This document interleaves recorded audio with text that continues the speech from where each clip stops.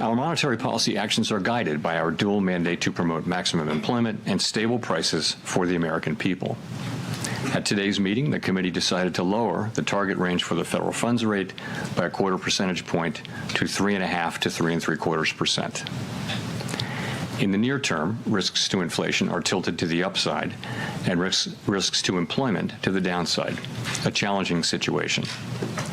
There is no risk-free path for policy as we navigate this tension between our employment and inflation goals. A reasonable base case is that the effects of tariffs on inflation will be relatively short-lived, effectively a one-time shift in the price level. Our obligation is to make sure that a one-time increase in the price level does not become an ongoing inflation problem. But with downside risks to employment having risen in recent months, the balance of risks has shifted.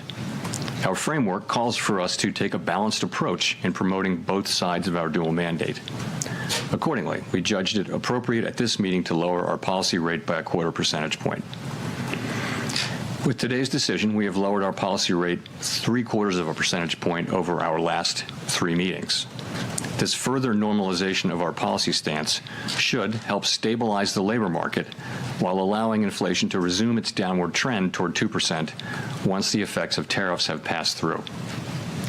The adjustments to our policy stance since September bring it within a range of plausible estimates of neutral and leave us well positioned to determine the extent and timing of additional adjustments to our policy rate based on the incoming data, the evolving outlook, and the balance of risks. In our summary of economic projections, FOMC participants wrote down their individual assessments of an appropriate path of the federal funds rate under what each participant judges to be the most likely scenario for the economy. The median participant projects that the appropriate level of the federal funds rate will be 3.4% at the end of 2026 and 3.1% at the end of 2027, unchanged from September.